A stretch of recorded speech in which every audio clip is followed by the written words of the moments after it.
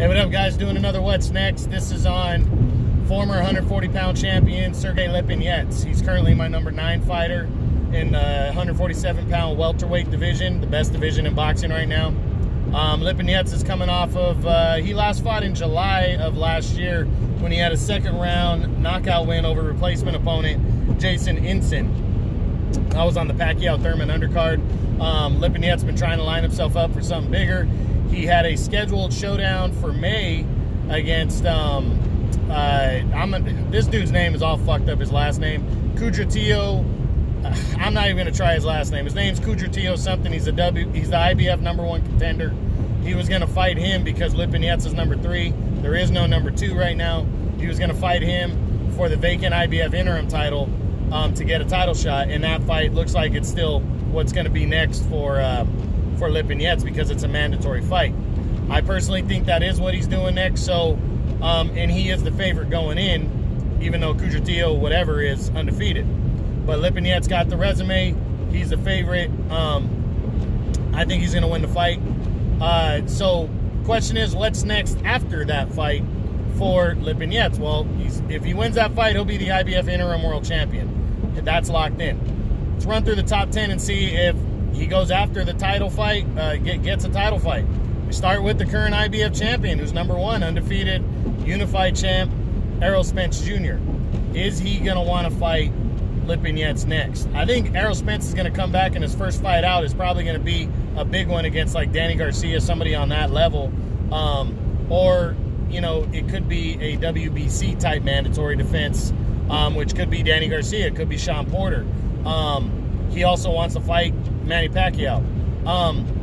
But I don't think it's going to be Lipinets. So this fight doesn't happen next for Spence, but it could be going on around the same time as Lipinets and Kudratio.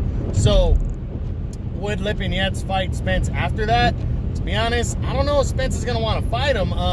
Spence does want to be undisputed champion, so maybe he'd fight Lipinets.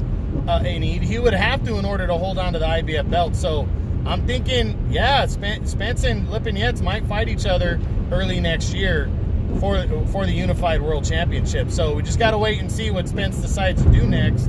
That is going to impact it a lot. Right now, I'd say that's 50-50. I think Spence might be willing to give up the title to get a bigger fight after whoever he fights in the fall. And then, you know, but he might just say fuck it and face Lipinets and make a mandatory defense. So we'll just wait and see. Number 2 is undefeated Terrence Crawford. With Lipinets, if Lipinets is not going to get the IBF title fight, he'd probably fight for the vacant belt for sure before he'd face Crawford, because that's PBC working with Top Rank. Crawford's one of the top guys. Crawford's looking for bigger names anyways, but maybe he'd want to face Lipinets is also highly rated in the WBO, so maybe he'd want to, but I don't see it happening after Lipinets becomes interim champ. Number 3 is Manny Pacquiao. Pacquiao's not considering Lipinets at all, even if he becomes IBF champion. It'd be a long shot. Maybe Pacquiao wants to add another belt. That'd be the only reason he'd fight him, but I'm not seeing it. I think Pacquiao wants bigger fights. I don't think he cares about undisputed. I think he wants the big fights before he retires. Number 4, Keith Thurman. I don't see Thurman facing Lipinets next, but I think in his return bout later in the fall, because Lipinets is a tough fighter. But I wouldn't be surprised if Lipinets got upgraded to full champion because Spence didn't want to fight and Thurman can't get a big fight in the first half of 2021. I wouldn't be surprised if he challenged Lipinets for the IBF title, so he'd probably come in the favorite anyways, and it's an opportunity to grab a strap and unify belts in the second half of the year. So I wouldn't completely rule it out. I think it's a makeable fight. 5 is Sean Porter, former 2-time champ. I could see that happening also if Porter doesn't get another fight against a bigger opponent, especially if Lipinets gets upgraded to full champion later in the year, because Errol Spence says he won't defend the title. I think him and Porter is possible next year in the first half, so I could see that happening. Number 6, Danny Garcia. Same situation, on the less likely side. I think Danny's trying to get the big fights. He's probably going to get a big fight for the end of the year, I think, against Spence or Pacquiao, and or even Mikey Garcia. So after that, we just got to see where the smoke settles and what happens with Danny. He's probably going to be the underdog against at least 2 of those 3 fighters. You know, so Danny coming off a loss, is he going to be in line to fight Lipinets? If he doesn't lose by much and Lipinets is a world champ, I think it's possible for sure. Number 7, Yordenis Ugas, former world title challenger. Not seeing this fight, but it could happen. You know, if Ugas moves himself in line in the IBF rankings for some reason, and could possibly face a guy like Lipinets or first half next year. But I think it's a desperate fight for both guys because, you know, he's got that ugly style. I think Lipinets would want to stay away from that, even though they're both PBC guys.